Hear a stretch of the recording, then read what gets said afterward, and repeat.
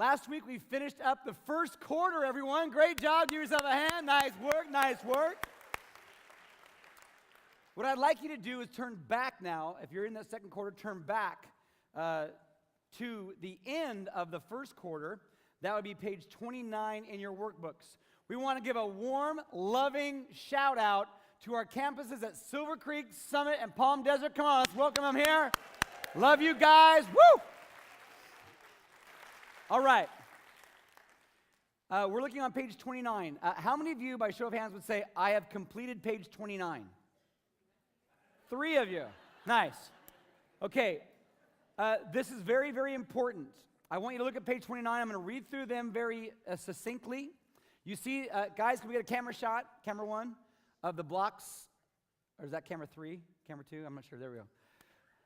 We've talked about clarity. If the principles are in place, particulars take care of themselves. These are 10 principles on which we're going to build our lives around and build our lives upon. And so, go ahead. Don't show me, guys. Show those blocks. Leave those there. Can we do a split screen? Is that possible? Will's creative in the back. I bet he can do it. If it comes up split screen, just somebody just whistle and clap if you see it. Not now, silly. Only if he does it. All right. What we want to do is we want to identify areas of strength, areas of weakness, and areas of mediocrity. We want to look at this assessment grid, which is key. This is the springboard. This is the diving board, the trampoline for the second quarter. So the first question we want to ask is, what are the top 2 qualities that you recognize in you? The top 2 qualities that you would say, if I were to look at myself in the mirror and look back at my workbook, I would say these are the top 2 things that I think really, really home run, Royal Brome out of Safeco Field, hitting some poor woman on the top of the head. Hey, all right. Way to go, Will. Okay, the second question we would ask is, wow, whoa, whoa, whoa, whoa, whoa. We're going to rock this church. We're going to go all night. Till 7 anyway. The second question is, what are the 2 qualities that you most desire but you don't yet possess? Of those 10 things that you've looked at, you would say, man, if I could have these 2 things, these are the things that I would hunger after the most. Number C, what are the 2 qualities that you deem the least necessary? Now, some of you would say, well, that's stupid. All 10 of these are important. Yes, they are. But I'm going to teach you something about something, a little something, something. Right? You have to be able to separate poor, good, better, best. You have to be able to look at something that's really, really wonderful and begin to prioritize in your life. Because you know what? All of us need margin in our life. We need margin. Would you write that book down? It's by Dr. Swinson. Dr. Swinson. The book is called Margin. Add that to your library of reads. Letter D. What are the 2 qualities that you see least attainable? You look at these top 2 and you go, you know what? I sure would like to have those things, but I know me, and there ain't no way outside of heaven helping me with an audible voice that that's going to happen in my life. The 2 least attainable. And some of you would say, well, I don't know, Pastor. They're all so doable for me because I'm such a wonderful, achieving person. They're just not really that difficult. Matter of fact, they're all in operation in my life. That's why I make $1 trillion a year. You get the hyperbole? And letter E, what are the 2 qualities that are most common? That you would say, you know what, of all the people that I know, these 2 are most common. Now, you don't have to do that right now, but if you're doing it right now, good on you, mate. But I just want you to get in the mindset of getting this in action, because these are the things that you really must do. All right. We're going to page 36. We're going to team time. Team time, yo. All right. Here's what we got. Follow me. Where's the camera? Follow me. Up until now, we've been kind of throwing some soft tosses, some easy stuff. I know how to work this. I'm very mechanical. We've been kind of giving you what they call candy. This first quarter was really, really something that it might have pressed you a bit, but really what we're going to get into right now is we're going to get into some heavy lifting. How many want to lift some heavy weights? I won't let that roll forward onto your feet. I really love and care about you. Team time in the second quarter, as we go down team time, we're going to encounter some things, and you're going to look at some of the things, I promise you right now, you're going to look at some of the things that I'm going to talk about tonight, and you're going to say, that has absolutely nothing to do with me. I'm not in that sphere. It doesn't apply to me. And when you start going down that road, not if, but when you start going down that road, just go, stop in the name of Raj because he said not to. I want you to stop. Because the things that we're going to talk about tonight specifically have to do with assessment. They have to do with assessment. Now, these are things that I have in operation in my own life. I have them in a very formal sense, and I have them in an informal sense. I have them in a formal sense, and I have them in an informal sense. These tools and mechanisms of assessment. If people do not assess in their life, 4 things happen, and I want you to write this down. You write down the empty set, not assessment, or no assessment. All right? If you don't assess things in your life, you cannot adjust. There are no adjustments made. If you don't make assessments, you cannot adjust, right? If you're not making assessments, you can't adjust. Number 2, if you don't make assessments, you lose morale. Morale becomes very low. If you don't assess if things are going good, or better, or best, or poor, you begin to lose morale. Okay? You can't adjust, and you lose morale. If you don't assess, number 3, you lose credibility. People will listen to you for a short period of time, and if you can't produce what you say you can produce, we call that overpromise, underproduce, right? Overpromise, underproduce. You begin to lose credibility and people won't believe you, right? Do you want to know how many times I've sat with married couples, 25 years married, saying, bye-bye.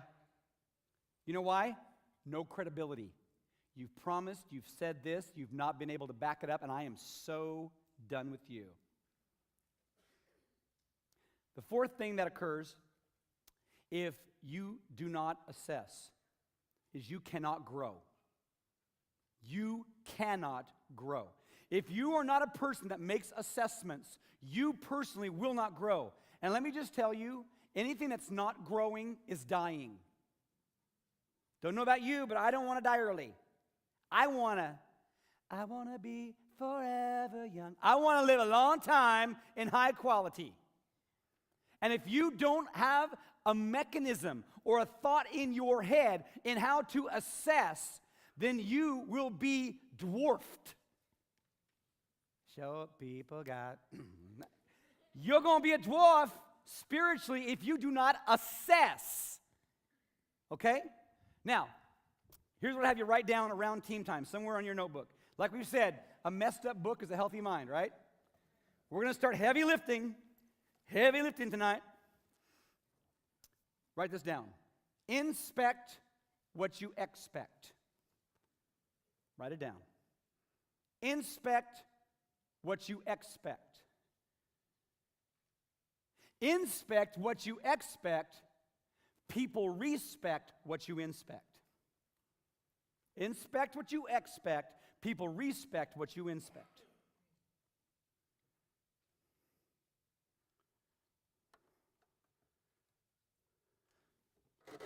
Inspect what you expect. People respect what you expect. All right. Now, in a very formal sense, I want to tell you what it is that I do as a leader, have done as a leader, will continue to do as a leader in a very formal sense. Now, I'm going to give you the formal sense and show you how this branches out into a very informal sense. Because some of you might not be a boss or a supervisor, but hey, just by show of hands here in Puyallup, how many of you would say, there are people who answer to me? Raise your hand. Okay, now, hands down. How many of you are parents and didn't raise your hand? Raise your hand. Okay? Hands down. How many of you are the head of your home and people count on you to bring money? You better have a vehicle of assessment. How many of you, by show of hands, would say, I'm married? Raise your hand. How many of you, by show of hands, would say, I want to be married one day? Raise your hand. All right. And if you're married and raise your hand then, you're in trouble. So what I'm going to give you today is some of the mechanisms, some of the pragmatic nuts and bolts, the heavy lifting. You're going to think this has nothing to do with me, and I'm going to show you how that's not true. Are you ready to be shown? Here we go. Team time, what is it and what should I expect? Team time is a face-to-face between primary and secondary leaders. Team time is a face-to-face between primary and secondary leaders. This is a forum. Would you circle the word forum, please, in your book? This is such a foreign concept to so many people. Creating a forum that allows for a healthy exchange. Circle the word healthy.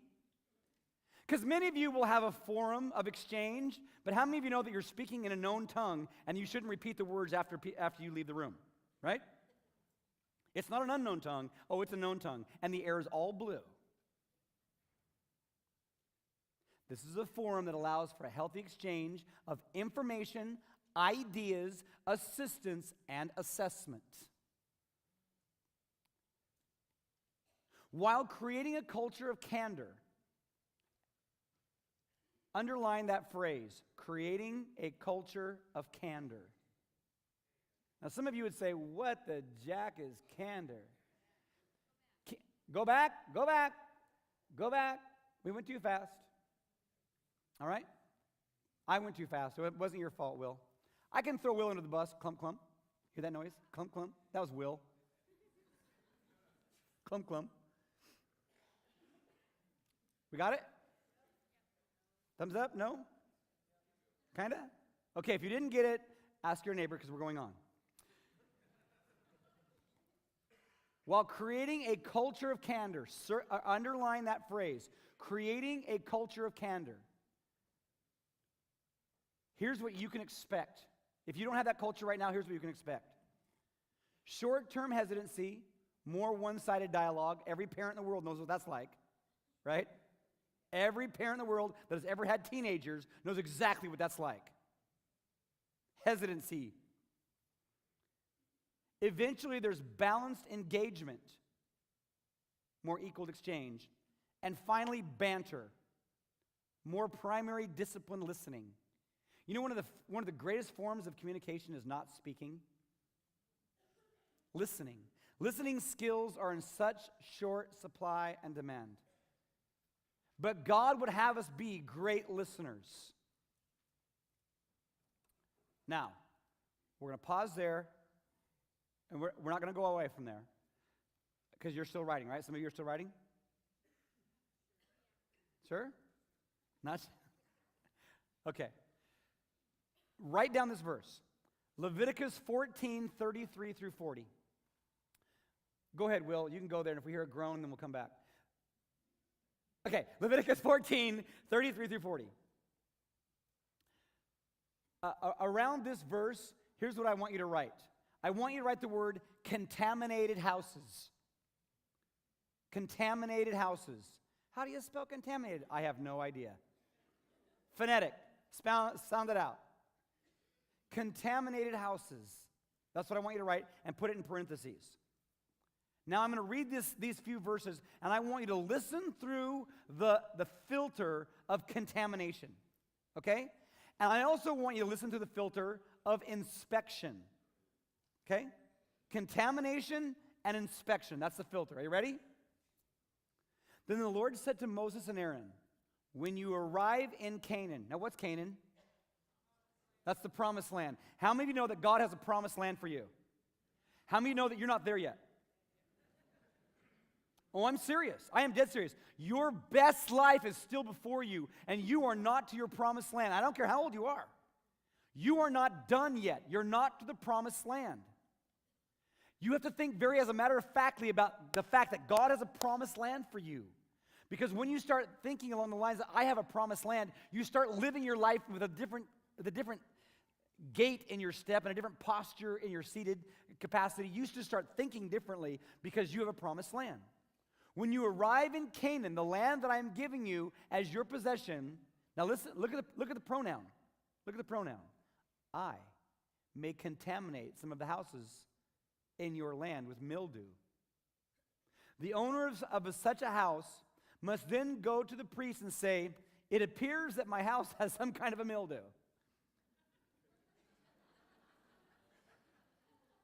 Before the priest goes in to inspect the house, he must have the house emptied so nothing inside will be pronounced ceremonially unclean. Then the priest will go in and examine the mildew on the walls. If he finds greenish or reddish streaks of the contamination, and the contamination appears to go deeper into the wall's surface, the priest will step outside the door and put the house in quarantine for 7 days. On the seventh day, the priest must return for another. If he finds the mildew on the walls of the house has spread, the priest must order that the stones of the house be removed. The contaminated materials will then be taken outside to an area designated as ceremonially unclean. Now, on this side of the covenant, on this side of the cross, it's kind of no big deal if we get mildew because we just go get some kills and we just kill it. But if you're living on the other side of the covenant, before the blood of Jesus washed away the sin of the world and took everything that was ceremonially unclean. If you were, there's a list of literally 400 items that would make you ceremonially unclean. And why is that such a big deal? Because if you were ceremonially unclean, you could not come to church. You could not come worship God if you touched a dead body, ceremonially unclean for 7 days. If you were menstruating, 7 days. If you had mildew in your house, 7 days. There's a list of 400 things that would make you ceremonially unclean because blood, disease, and bacteria would not be allowed into the Holy of Holies where you would go worship the Holy God. It wasn't going to happen because there was a separation. That's why the blood covenant was so important of what Jesus did on the cross. It took all the ceremonially unclean attributes of our body and Jesus absorbed them into him on the cross. That's a big deal, isn't it? Big deal. But do you hear the heart of God talking to the priest saying, I want it looked at, I want it inspected, and I want it re-inspected. I don't want just because somebody came and said something, we say, hey, that's all good, go do this. No. You tell them what to go do, and then you go inspect it. And then after a certain amount of time, you go re-inspect it. Right? Because the power of assessment is what keeps us healthy. The power of assessment is what gives us credibility. The power of assessment is what gives us the ability to make adjustments. The power of assessment is what gives us credibility in the people that are following us. The power to assess. Listen, hey, let's say this phrase together because you all know it. If it ain't broke, okay? Kepler's third law is obviously in play here. Because if it is broke, fix it. Do you know what the tragedy is? So many people are walking around in broken lives, unfixed, and compensating and operating at 40 or 50 or 60% capacity. And you're wondering why you're so tired, so exhausted, so unfulfilled. Why? Because you haven't taken that good, hard, scary look on the inside and assessed the mold and the mildew of the contaminated houses in which we live. Okay, did I tell you we're going to do some heavy lifting? Thank you for all this helpful information. I feel so much better about me. Okay, page 37. Why does it exist and why should I make it a priority, this thing called team time? Now, in my world that I live in, I have 35 people that are on our paid staff. I have an executive staff of 7. I have an executive pastor. And in the area of team time, this is the culture that we live in this church that you attend. The church that you attend, now if you're a guest here and you don't attend this church, okay, that's all right, but this is the culture that we live in here. Team time exists for subordinate leaders to have an opportunity. Team time exists. Do we have that on the screen? Team time exists for subordinate leaders to have an opportunity to experience some stuff. Team time exists for subordinate leaders to have an opportunity to experience, number one, proactive mentorship. Proactive mentorship. How many of you, by show of hands, would say, I have a definitive mentor who frequently asks me the tough questions, pours things into my life, and helps frame the future of the road that I am walking? Raise your hand. 12%. In this world in which we live, we can't give what we don't possess, we will give what we do. We can't give what we don't possess, we will give what we do. Team time exists for subordinate leaders to have an opportunity to experience proactive mentorship. Now, in Matthew chapter 13, Matthew 13, verses 10 through 13, Jesus is talking to his disciples, right? And we are aware that Jesus, it was said of Jesus by John, that whenever he taught the people, he never taught them without illustrations and stories. That's quite a statement, isn't it? Jesus never taught them without illustrations and stories. So here is Jesus in one of these key opportune settings, and his disciples came to him and said, Jesus, come on, man. Why do you keep using parables when you talk to the people? Why do you keep doing that? We don't understand. He replied, you are permitted to understand the secrets of the kingdom of heaven, but others are not. To those who listen to my teaching, more understanding will be given to them, and they will have an abundance of knowledge. But for those who are not listening, even what little understanding they have will be taken away from them. Right? That is why, go back to 13. Go back to it. That is why I use these parables, for they will look, but they will not really see. They will hear, but they don't really listen or understand. What does Jesus say in that context? Really, you know what? I'm looking for the thing behind the thing. And here's the thing behind the thing. Jesus was taking an opportunity for proactive mentorship. He was sitting down with his disciples, right? Do you know what I do with my children?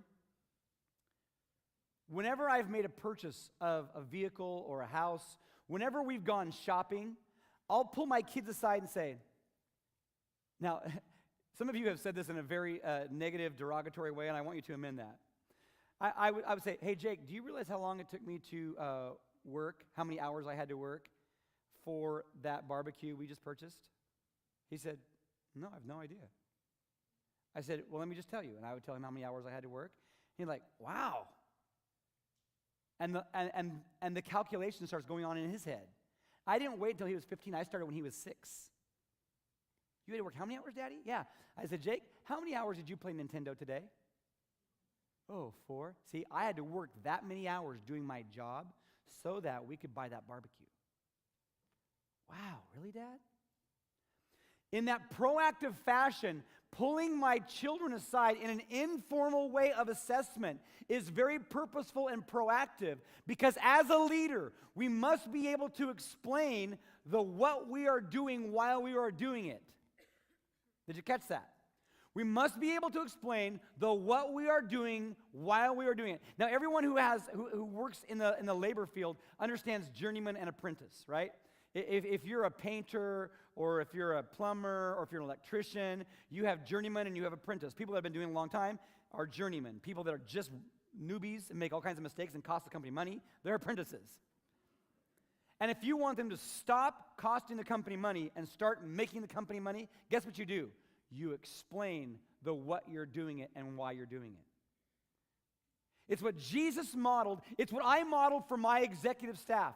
There will be things that I'll sit down in my executive staff meeting and I will explain to them, guys, here's what I'm doing and here's why I'm doing it. Here's what I'm doing. Here's why I'm doing it. Now we're going to get to the greatest cost of leadership down the road when Jesus is impaled on the cross, and I'm going to blow your mind in 2 weeks. It'll absolutely take your mind spinning sideways. The second thing that we can get of why making this a priority is it's a catalyst for unity. It's a catalyst for unity. I think I've shared this story before, but it bears repeating again. My friend Gerard Schwartz is the conductor of the Seattle Symphony, and this is his last season, and he's going to be done. And when I went to the Seattle Symphony, I love listening to all those musicians when they're warming up in the orchestra pit, right? They're hitting the cello and the woodwinds, strings, brass, percussion. They're all doing their own thing. But when he lifts his baton and they start breaking down some kind of Beethoven, Bach, Chopin, or one of Gerard's pieces, it is crazy, wicked good. But can you imagine if they had R. Kelly, Dolly Parton, Willie Nelson, and they had some kind of hip-hop group that you've never heard of, and they all have their own music, and they all just start playing? It's chaotic mess. It's imperative that we as leaders get everybody on the same sheet of music, right? We have to get everyone on the same sheet of music, because in your homes that you lead, in the classrooms that you teach, in the marketplace where you're working, if the people around you don't get a rhythm and a reason and a why as to what you are doing, well, I just work here in the marketplace. I'm just a student in this classroom, and I don't really know why she's doing that. And that's just my parent, and they just told me I had to obey because they're the parents, and they just make the rules. Do you really want bobblehead people around you? Do you know that is so beneath what Jesus has that's so beneath what Jesus has expected of us as leaders? It's beneath us. And when you start explaining the whys, do you know when I changed the service times the first time? I sat down and explained to the staff why we are changing. And then first of all, I talked to the church council. Then I talked to the church staff. Then I talked to all of you, and I explained to you, right? I said, this is why we're doing it. We're going to have time for prayer for people after services. It's what God's put on my heart. It was the right thing, and it was a stinky plan. And then I had to yank the wheel and make an adjustment. Why? Because we assessed it, and we found out it was a stupid plan. It was the right thing to do, but the execution was horrible. So we've just recalibrated, right? But because we've given lots of explanation, you guys are so generous and gracious and kind and non-complaining and so easygoing. I'm talking about all of you, yes. That we can laugh about it, and we have unity. Why? Because I've given lots of information, lots of explanation, and all the talking about it. You know what? The apology policy, remember that one that I told you about? Once a day I apologized to at least one person. Well, one day I apologized to 3,800 people. It was amazing. I felt so good about me. Look what Paul says in the book of Ephesians chapter 4 and verse 3. Ephesians chapter 4 and verse 3. Write that verse down, Ephesians 4:3. He says, make every effort to keep the unity of the Spirit through the bond of peace. Do you know what Paul knows? Paul knows that if there's unity in your home, unity in your marketplace, unity in your business, if you're a receptionist girl and you're middle management guy and your senior VP gal, all are on the same sheet of music and there's not an inferiority between them. Hey, we're going to reserve all this information because you're just a peon. You're not, it's way above your pay grade, and who are you? That begins to just settle and erode unity at the base. Do you know what I do in my family, raising my family? I tell all the truth without all the facts, because more facts don't make the truth more true. That's why I can sit down with my children and tell them all the truth. When my kids were 3, 4, and 5, we sat them down and said, Mommy and Daddy are moving from Seattle. We're going to a town called Puyallup. Why are we going to Puyallup, Daddy?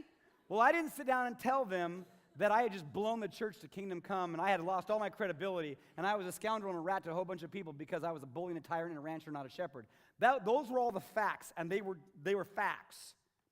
But what I had said was, God is leading us to a new place because God wants us to reach people in a new city that have never heard Jesus before. And that was all true. You tell all the truth without all the facts, because more facts don't make the truth more true. Right? And in telling all the truth, unity in our home. Unity. My 5-year-old daughter, Adrian, had friends. She was in kindergarten. But she was able to articulate at age 5 why she wouldn't be playing with them anymore and never seeing them again. At 5, she understood. And when we relocated, there was peace in our home. Do you understand? You tell all the truth without all the facts, because more facts don't make the truth more true. Now, sometimes you need to divulge more facts. And if you need to, then do so. But if it's not necessary, don't do it. Because everybody doesn't need to see your kilt raised up to your neck. It's not necessary.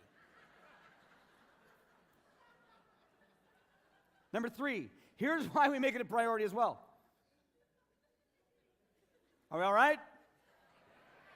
All right, all right. Kayla?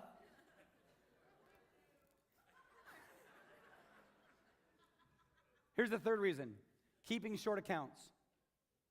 Keeping short accounts. Oh, honey. If you have team time in your marriage, in your business, in your workplace, on your sports teams, if you keep short accounts with people, guess what begins to happen? Harmony and unity and solidarity and momentum keep rolling. But if you don't keep short accounts relationally, you're going to have like my tooth was last week, and eroding, bacterial erosion. And my tooth broke off. No, I'm not doing it again. Matthew chapter 5, verse 23. Look what Jesus says. He says, so if you are presenting a sacrifice at the altar in the temple, and you suddenly remember, it dawns on you, you have an epiphany, you have an aha, you have a gestalt, you have a, oh. You suddenly remember that someone, now listen, not that you have unforgiveness towards someone else. No. That's Matthew 18. Write that down in little parentheses. Right? Because this thing called forgiveness and short accounts has a swinging revolving door that goes both ways. If you suddenly remember that someone has something against you,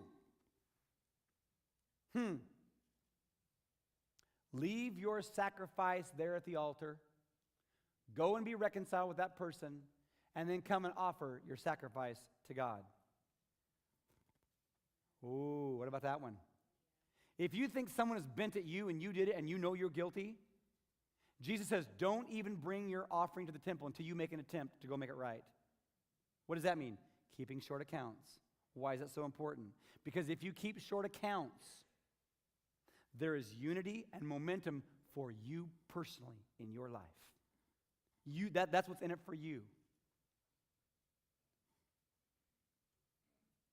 We need to keep short accounts relationally. And when you have team time, you know what happens? Your accounts don't get long. As a matter of fact, if you go into the office pod inside where all the staff members hang out, we have our staff values on the wall out here, our mission statement underneath the stairwell, and then we have our staff core values, 10 of them in there. And we have what is called a no stew clause. It's number 6 on our 10 in there. You have 7 days to have a beef with someone. On the 8th day, if you've not attempted to do Matthew 5 or Matthew 18, no matter what the thing was, now you're in the wrong. Because you violated what Jesus said, because the sacrifice happened every 7 days. On the 7th day, the sacrifice was brought. Jesus said, hey, you know what? I know some of you are processors and mullers. Some of you are stewers, where you get 7 days to process. And on the 8th day, no matter what the issue is, now they're not even guilty. Now you are. Keeping short accounts is critical to Jesus.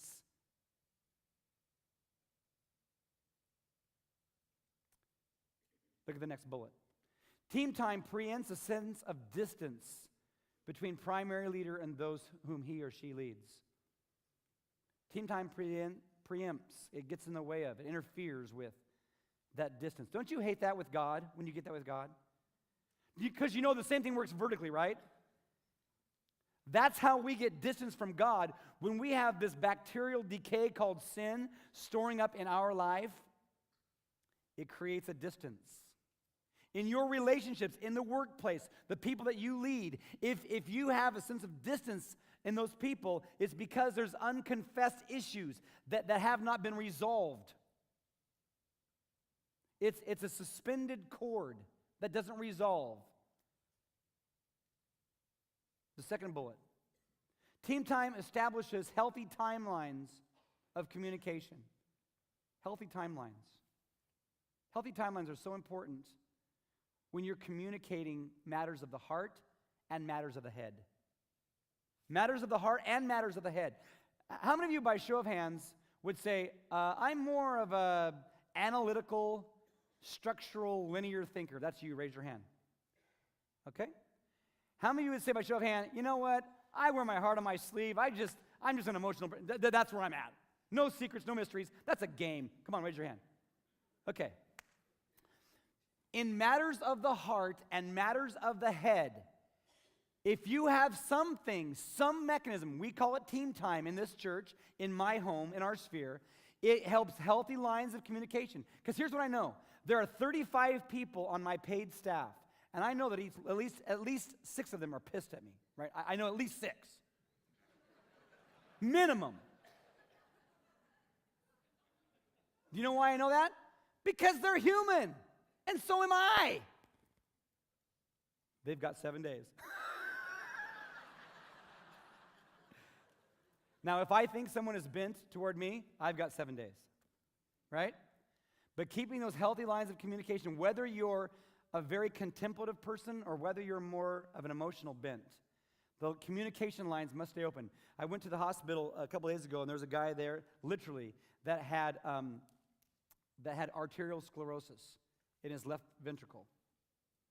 Arterial sclerosis is when there's plaque and gunk that blocks that artery from receiving blood. And so he had to have an angioplasty. And that's when you take a roto-rooter and stick it through the groin.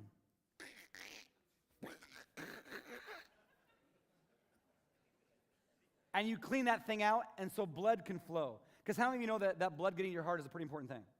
Right? Yeah, fairly significant. Your lines of communication are going to be based on your ability to have good mechanisms of communication. And team time is a great one. Now here's a cool one. Team time stimulates creativity within individual teams. Team time stimulates creativity within individual teams. Are we doing all right so far? So far, so good? Okay. I promised you, didn't I? Heavy lifting. You thought this was heavy lifting? No. Those were just blocks. That was candy. Soft toss. These are 90-mile-an-hour fastballs and curveballs. Heavy lifting. Team time stimulates creativity within individual teams. Here's what I mean. Right after that, would you put the words idea ownership in parentheses? Idea ownership. If you are the kind of leader that doesn't stimulate other people to lean into the process of the final outcome, you will be making bobbleheads. If you don't stimulate other people leaning into the process and being able to weigh in on the final outcome, you will not be creating leaders, you'll be creating zombies. I've used my kids a few times, and I'm going to use them again. We're going on vacation this spring break. It's my daughter's senior year. We do a senior trip. It's part of the mechanism. Some of you have followed our journey of how we do our kids' transitionary seasons. At age 12, we have a bar mitzvah for boys and bas mitzvah for girls. 5 people write letters. We have a ceremony. We welcome them to adulthood. At age 15, we take them on a trip where it's just Tina and I, and we welcome them to the next level of adulthood. And we talk to them. It's the devil of adulthood. It's the next level of adulthood.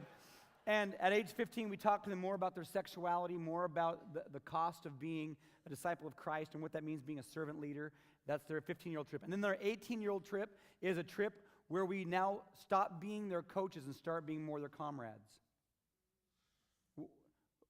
We stop being those colleagues, because you start coaches, colleagues, comrades. That's the season. And if you don't progress, by the way, with your children like that, you're doing them a disservice. Coaches, comrades, and who's calling me? I'm busy. Stop it. Coaches, colleagues, comrades. Your kids eventually have to become your peers. They really do. They've got to have that season. So at age 18, we go away and we do this big trip.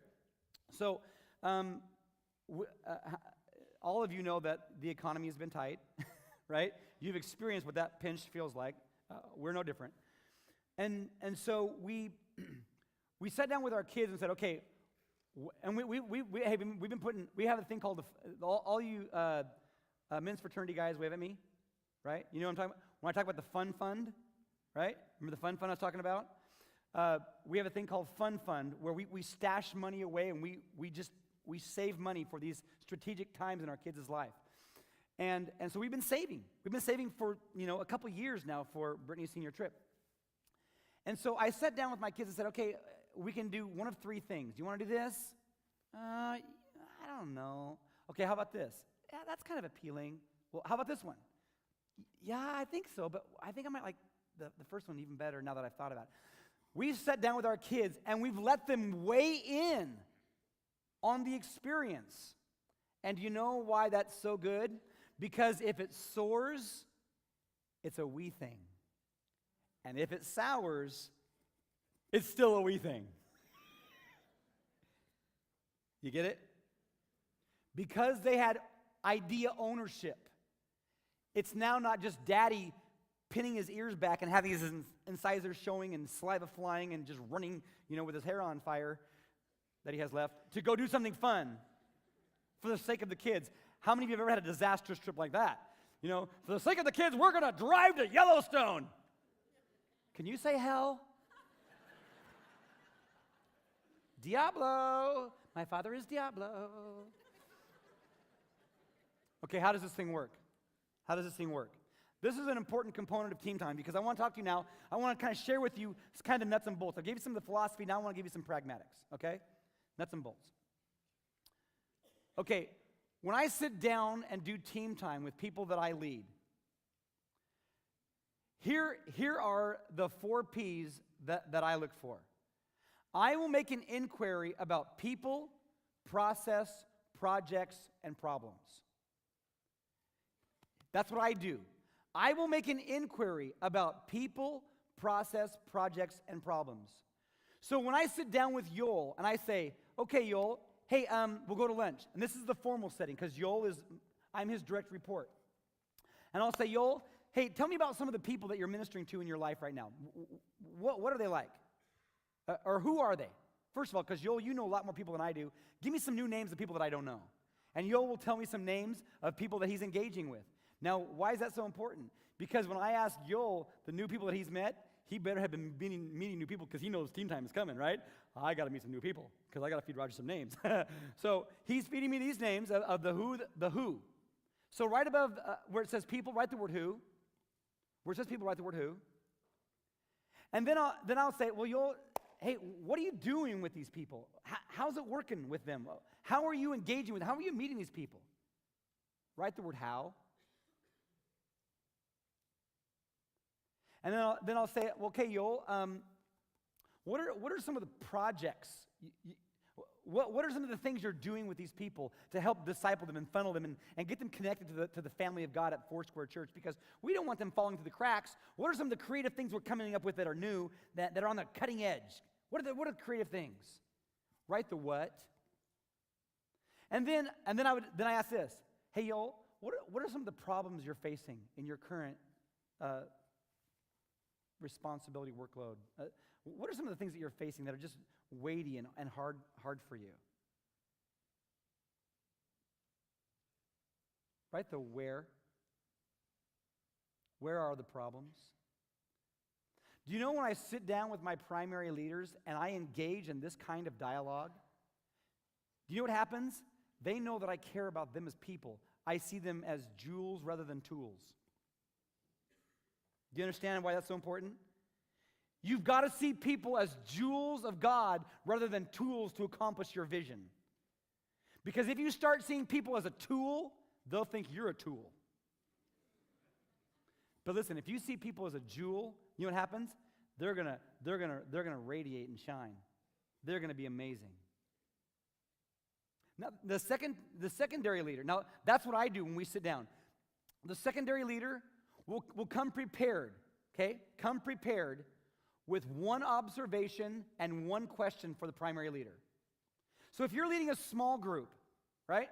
If you're leading a small group, this is so important that you let your small group people that you're leading make one observation about your leadership. You know, I interview people consistently, and I'm the last interview. When we have a position available, the team, right? We have 7 teams on our church staff. Our church staff is divided into 7 team leaders. Then we have those are the resource pastors or the executive staff. Then we have the executive pastor, Yoel, and then it finally gets to me, and I just anoint them and pray over them. But I ask 2 questions. I mean, I ask lots, but there's at least 2 questions that I ask. And the first question that I'll ask is, hey, you've seen me lead now for a while. What do you think is my greatest strength as a leader? Oh, Roger, you're such an encourager. You're so amazing. You make people feel so good. Oh, really? Thank you. Okay. Well, on any piece of currency that I've ever seen in the earth, and on the earth, and under the earth, there's always a heads and a tails to that one piece of currency. Now, I want you to tell me what you think my greatest weakness is as a leader. Go ahead. I can't think of any right away. No, try. Go ahead. Take your time. Make it a good one. And you know what? If that person can't come up with something that's a weakness of mine, I will not hire them. I will not hire them. Because they have to understand that in our culture, it's not disloyal to make an observation about a weakness of someone who's leading you. You don't dishonor honorable men by disagreeing with them. You show them honor because you consider them as intelligent and able to change and accept and adapt. Right? That's the culture that we've created in our church. So any administrative assistant that's come onto our team can come into my office and go, I have an observation. Okay, make it. How come you're preaching 40 minutes now instead of 33 minutes like it says on the script? I'm just wondering why you're preaching 7 minutes longer. I had this asked of me, by the way. Well, you know what? I think you got some. I think no one's brought it to my attention. Have I really been? Yeah, you've been going. I'm preaching too long. Thank you. Okay, well, for the sake of our PCO, I need to keep within the parameters. But thank you. My esteem is so much better now. All the rest of you are saying, don't encourage him! But then, when they ask one question, they get to ask this question free of the fear of reprisal. Pastor, why in the world do we change the service times just to 2 when there's not enough room for all the people that will be coming at 9 and 11? Doesn't make any sense to me. And there's an answer for that. I'll tell you later. Okay. I do that with my children. Now, that's the formal sense. With my children, with my family, my children, we sit down and I informally, we don't sit down and say, okay, it's team time. Here we go. Huddle up. We're not formal like that. That would be an unwise move of me as a leader. But what I do with my children is I've trained them to make observations and ask questions.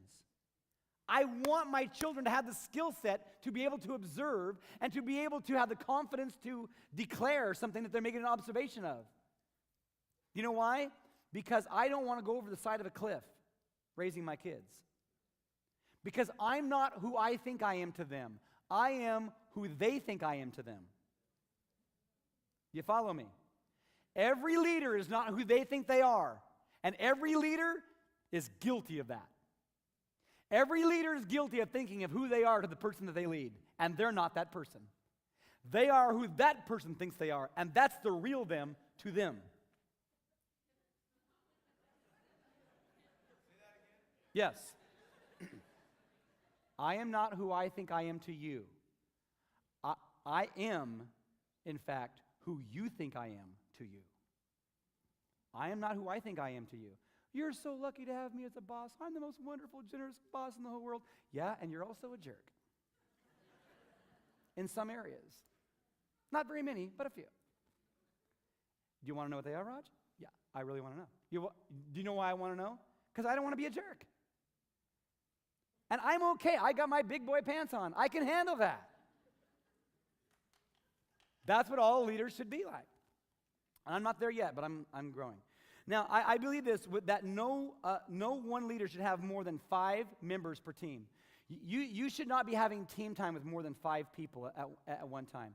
That's just too many to have a good interaction. If you have more than 5 people that you're responsible to have team time, you need to promote a leader from within your sphere and let them be having team time with other people. What if I have a family of 7? That's why you have a spouse. Praise the Lord. All right. Page 38. Who does it benefit? Who are the participants? Whenever the leaders share, they're the biggest benefactor. Do you know in this whole presentation of team time, you may think you're gleaning diamonds and gold and all, but do you know who the biggest benefactor is? Me.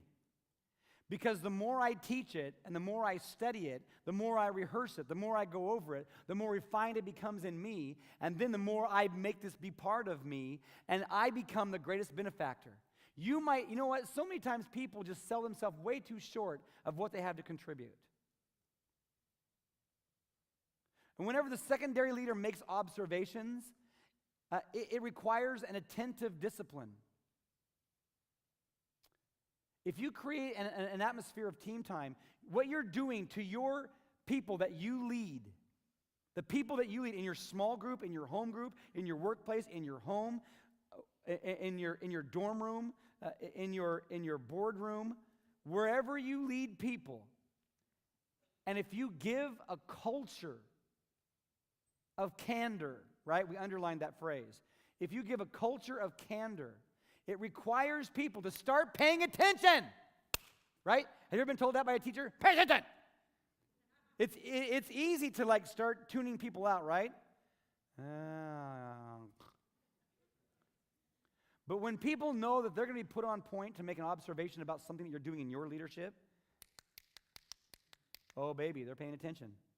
They're paying attention. The benefits are not so obvious. Those who are being led by the primary and secondary leader, this exchange creates a culture of competence. And what I've observed in the marketplace is that people aren't very good at what they do. You know why? Because they get stunted by the inability to have people speak into their one-dimensional vision. Life is, things are, I am, the way I see it. Don't confuse me with the facts. Right? People that don't have the ability of people weighing into their leadership, they never get to build competence in what they're doing. And you know what I know? People just really want to be good at what they do. People just, I want to be a good Christian. I want to be good at it.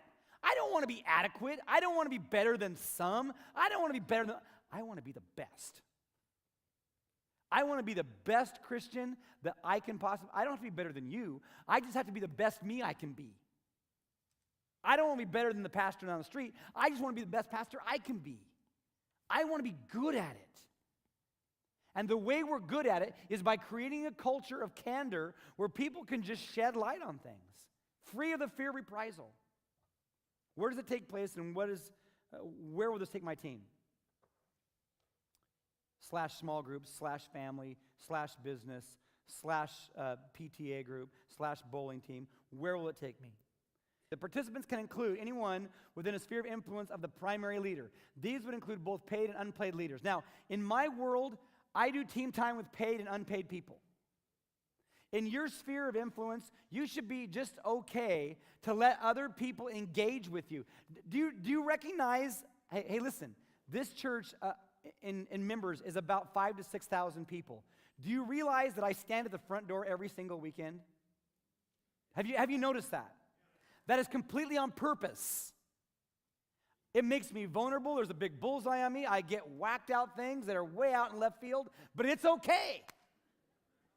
It's okay.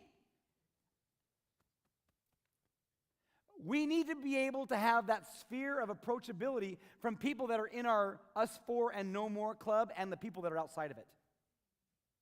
So while it might not be in depth in a passing, we're walking up to the deal and, hey, by the way, jerk, why'd you change service times? Well, I was a jerk. Okay, thanks for letting me know.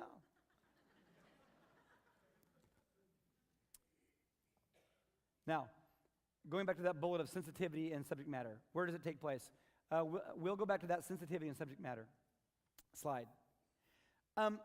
Please be sensitive. When you start having team time with people, be very sensitive of where you're having these conversations, and just be aware of who's around you. My daughter and I, my oldest daughter, it's been documented. We've shared it. We've told all the truth without all the facts.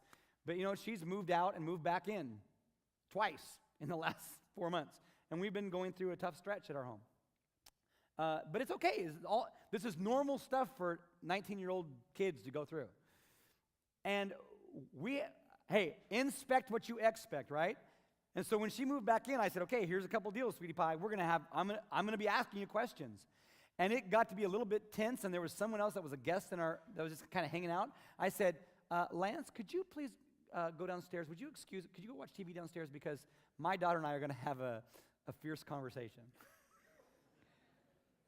Right? That's the book I had you read, right? Or reference to. Just be aware. When you're having sensitive material and subject matter, be aware of who's around you.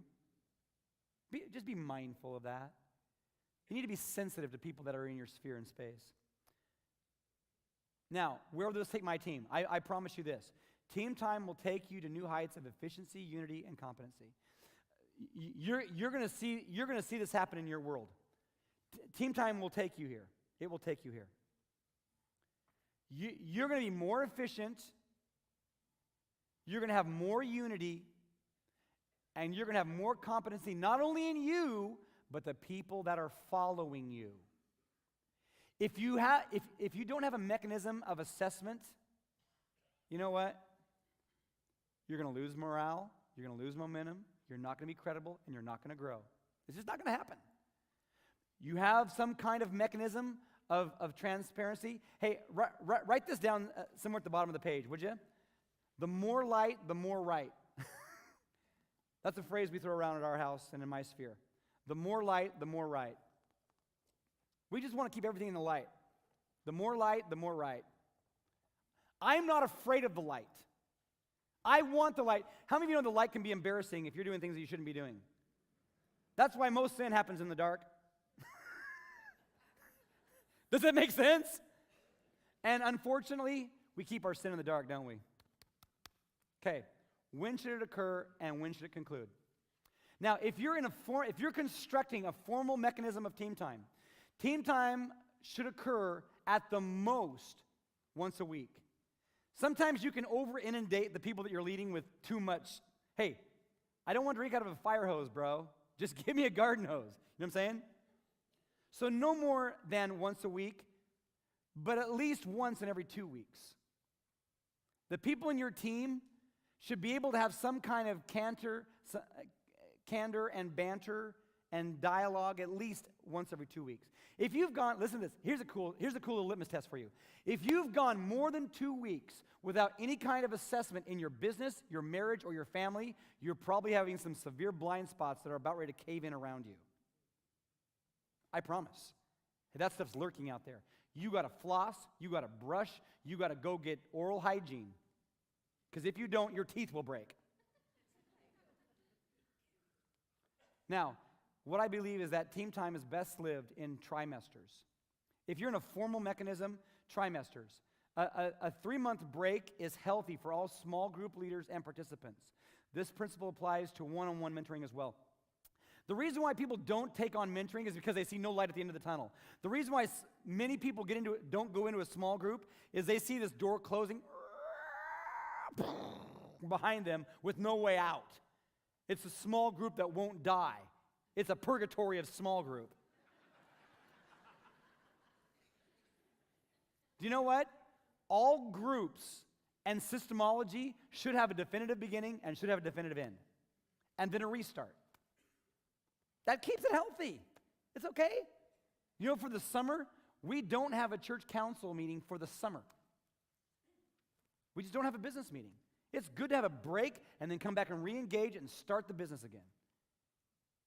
All my team time groups stop in June. Re-engage in September. It's good to have starts and stops, right? It's good. All right. You received a little piece of paper when you walked in. Wave it at me. There at our satellite campuses, wave it too. Come on. There you go. Good. Gotcha. All right. Now, here's what I want you to, this is going to be your insert. Man, this thing is really uncomfortable. I'm sweating. Eek. All right. This is something that we do as a church staff. This is one page of a large packet that my staff gets at the end of every year. And would you write down 2011, somewhere on the top of that page, 2011. I'm going to give you a whole year to work this thing through, and I'm going to show you mine, what it looks like, and so you have a template, all right? Now, this is what I ask of each one of my paid staff members. This is what my family and I do together. This is what I have done for 12 years since I've been here and writing this curriculum and doing this kind of thing called the new makeover of me. I sat down before Jesus, and God asked me very definitively before we started Foursquare Church here. God says, okay, Roger, here's the deal. What needs to die in you this year? 1988, where's 1988? Each one reach one. There it is. See the baton? Each one reach one. You know what the Lord told me in 1988 what needs to die in me? Self-reliance. I didn't trust anybody to do anything because I didn't want them screwing up the church. Yeah, it is. Each one reach one. You can't see it up there, but on the board, the green board on the wall with the hands and the baton. 1998. Sorry. 1998. Self-reliance. The Lord said, you don't get to rely on you anymore. You need to start trusting people. I was horrible at that. But you know what? That thing had to die in me. Had to die in me. Then the Lord asked me a question in 1998. What needs to be birthed in you? You know what the Lord told me? You need to be way more generous in the way you've been in the past. That needs to be birthed in you because it doesn't really exist in you for other people, but it exists for what benefits you. You need to be generous with people. It has nothing to do with you. Right? So your motive's up here. And then in 1998, the Lord said, where have you coasted? What have you been really, really good at, but you just kind of coasted at it? You know what mine was? Basketball. I just coasted. I never worked at it. The Lord said, I want you to shoot 1,000 free throws a week. You know what I did? I did it. Doesn't sound very spiritual, but you know what? That discipline in shooting 1,000 free throws a week transfers. Holla. What I want you to do with this sheet of paper is I want you to begin this process for 2011. I don't want you to fill this out tonight. Do not fill this out. If you do it tonight, you'll be breaking the rules. You'll be in trouble. But here's what I want you to do. I want you to look at this piece of paper for team camp, and I want you in the course of the next couple of weeks to fill that out after you have worshiped, read your Bible, fasted, prayed, done some evangelism, had some solitude, and done good stewardship. After you've done the 7 spiritual disciplines, I want you to engage those tensions in your life. Because what I do is I take a week and I do all the spiritual tensions and I make those things be poured into my life. And that begins to shape my week. And then I begin to assess throughout the year. And that thing gets posted. That thing is up on my wall. And I get to measure how I'm doing. Okay?